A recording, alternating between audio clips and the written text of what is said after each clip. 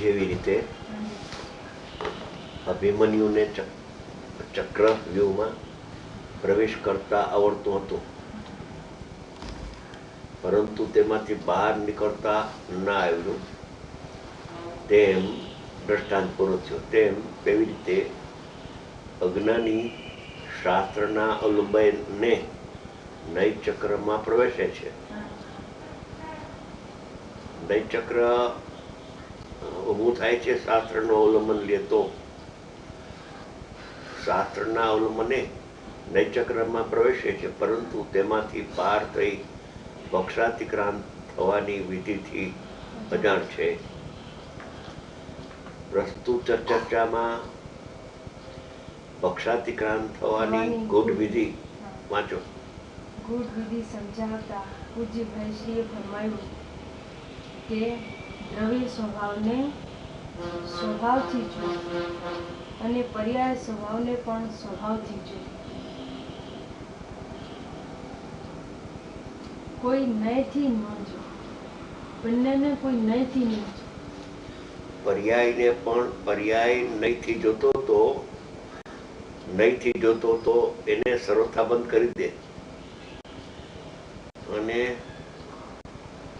દ્રવ્યાર્થિક નહીથી આત્માને જો ઉઘાડેલી આંખ વળે, એ ઉઘાડેલી આંખ જે શબ્દ વાપર્યો છે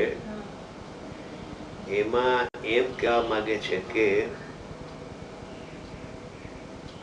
અતિન્દ્રિય જ્ઞાનની આંખ તો ઉઘાડીને આજ સુધી તે જોયું નહીં, અને દ્રવ્યાર્થિક નહીંથી આવો ને પર્યાર્થિક નહીં આવો, નિશ્ચય નહીં આવો ને વ્યવહાર નહીં આવો, એટલે અતિન્દ્રિય જ્ઞાનની આંખ દ્રવ્યને જાણવાની અને પર્યાયને જાણવાની બે બંધ હતી.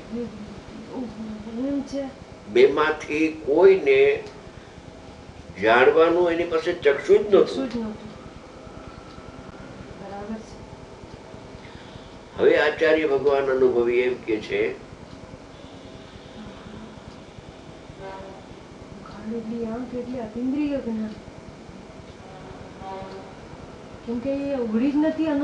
અનંતકાળથી બીડાયેલી છે.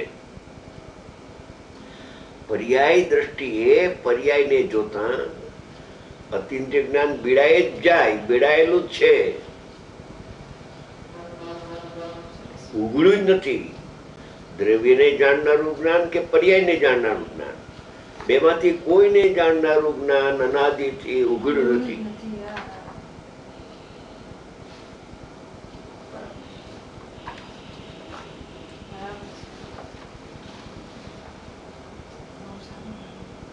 ઉઘાડેલી કીધી ને, ઉઘડેલી. હા, અથવા ઉઘાડેલી. ઉઘાડેલી એટલે અત્યાર સુધી ઉઘડી જ નથી. ઉઘડી જ નથી બિલકુલ. એની વાત છે. દ્રવ્યાર્થિક નહીંની આંખ ઉઘડ્યા પછી પર્યાર્થિક ની કે ઉઘડે, નિયમ.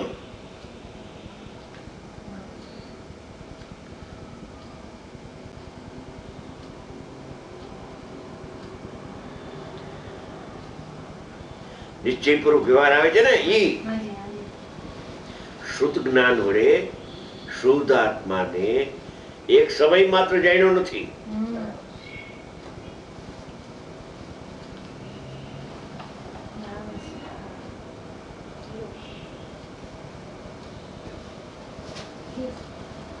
શુદ્ધ જ્ઞાન વડે શુદ્ધ આત્માને એક સમય માત્ર જાણ્યો નથી, એટલે આંખ તો એ બંધ જ છે. એટલે દ્રવ્યનું જેને જ્ઞાન નથી એને પર્યાયનું જ્ઞાન પણ નથી, એટલે અજ્ઞાન છે. જ્ઞાન નથી તો અજ્ઞાન છે. તો અજ્ઞાનમાં એ દ્રવ્યને પણ સમીચીનપણે જાણી ન શકે અને પર્યાયના સ્વભાવને પણ જાણી ન શકે. પર્યાયનો કરતા હું છું એમ અજ્ઞાન જાણે, પર્યાયનો કરતા પર્યાય છે એવું જ્ઞાન ઉઘડ્યું જ નથી.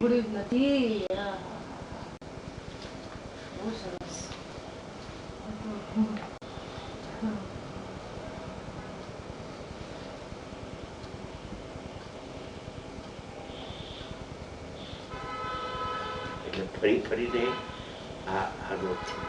ફરી ફરી બહુ ઘેરું છે.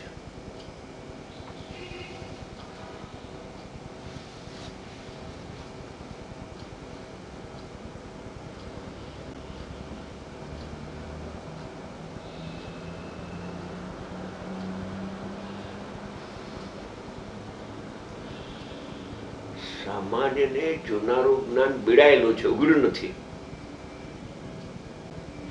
નથી ઉઘડ્યું એનું કારણ છે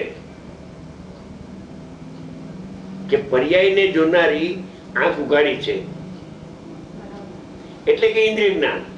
પરદ્રવ્યને જાણનારું જ્ઞાન છે, સ્વદ્રવ્યને જાણનારું જ્ઞાન ઉત્પન્ન થયું નથી. ઇન્દ્રિય જ્ઞાન શરીર આદિને જાણે છે, સ્વસંવેદન જ્ઞાન આત્માને જાણે છે. એ આત્માના બે ભેદ દ્રવ્ય પર્યાય. સ્વસંવેદન જ્ઞાન આત્માને જાણે છે, એ સ્વસંવેદન નહીં જાણે છે. હા, એ તો જાણે જ ને, કેમ કે બધી એક જ વસ્તુ છે ને, આમ અભેદથી જુઓ તો. જ્ઞાન નહીં જાણે ને જ્ઞાન આત્મા નહીં જાણે. હા, પણ જ્ઞાન જાણે ને, જ્ઞાન જાણે ને, અજ્ઞાન ક્યાંથી જાણે? આ તો અજ્ઞાન છે. તદ્દન અનંત કાળથી દ્રવ્ય સામાન્યને જોયો જ નથી. ત્યારે સામાન્ય જુએ ત્યારે જ્ઞાન પ્રગટ થાય છે. જ્ઞાન પ્રગટ થાય એ દ્રવ્યને પર્યાયને બેને જાણી શકે. એકને જાણતો નથી, એ અનેકને ન જાણે. એકને જાણે એ અનેકને જાણે. દ્રવ્યને જાણે એ અનેકને પર્યાયને જાણે. સાવ અંધારું છે, ઘોર અંધારું છે. પ્રકાશનો એક કિરણ નથી.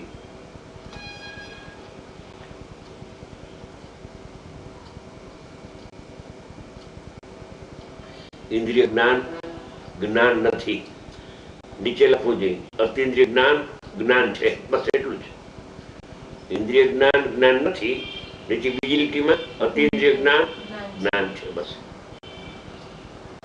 એટલું જ છે.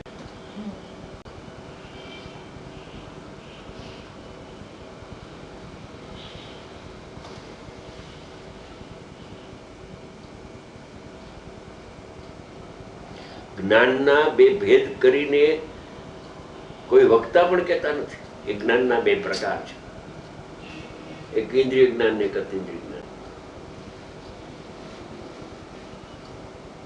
એને જ ખબર નથી.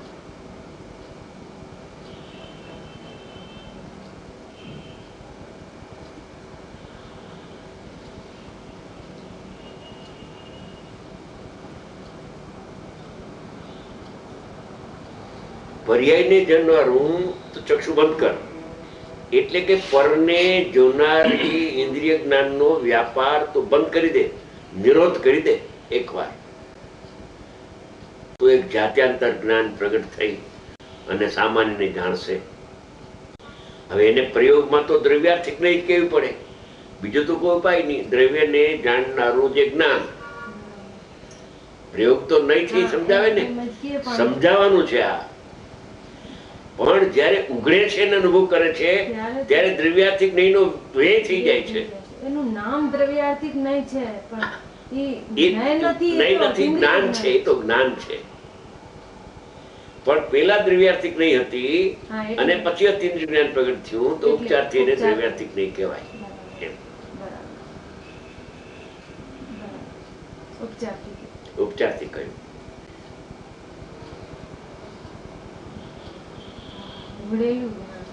અને એને ઉઘડ્યું જયારે, ત્યારે કે પર્યાયને જાણ આવે, કાંઈ દોષ નથી. કેમ કે દ્રવ્યને જાણનારું જ્ઞાન ઉઘડે એ જ યથાર્થપણે પર્યાયને પર્યાય પણ જાણી શકે. દ્રવ્યને જાણતું ન હોય એ પર્યાયને જ દ્રવ્ય જાણે, પર્યાયને જ આત્મા જાણે.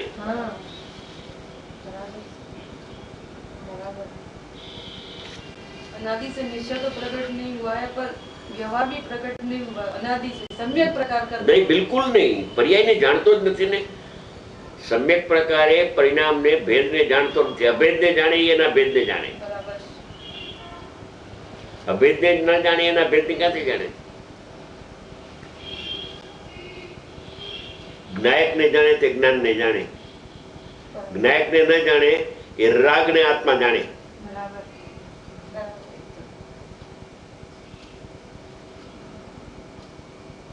અજ્ઞાન ને જ્ઞાન બન્યું છે. ઇન્દ્રિય જ્ઞાન એટલે અજ્ઞાન.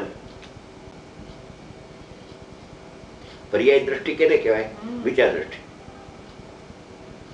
પર્યાય દ્રષ્ટિ એટલે પર્યાયમાં અહમપણું, પર્યાયને આત્મા માનવો, આત્મા માનવો, એનું નામ પર્યાય દ્રષ્ટિ. અજ્ઞાન છે. તો દુઃખદાયક દ્રષ્ટિ છે વિપરીત. જેમ રાગની આંખમાં માનવું એ અજ્ઞાન છે, એવી રીતે ઇન્દ્રિય જ્ઞાનની આંખમાં માનવું એ પણ અજ્ઞાન છે. ઇન્દ્રિય જ્ઞાન તો ખરેખર જ્ઞેય છે, એક અપેક્ષા એ જ્ઞેય પણ નથી. હા. જ્ઞાન નથી એ અપેક્ષાએ કેવું પડે જ્ઞેય.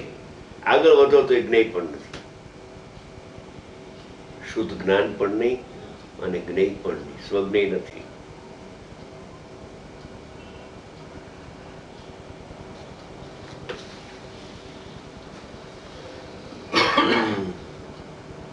ચાલો આગળ.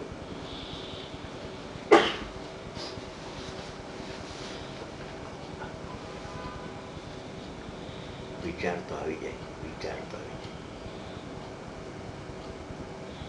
વિચાર તો એવો આવી જાય.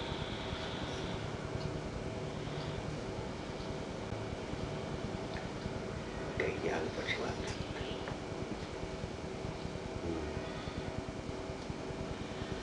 દ્રવ્ય સ્વભાવને સ્વભાવથી જો અને પર્યાય સ્વભાવને પણ સ્વભાવથી જો, તોય નયથી ન જો.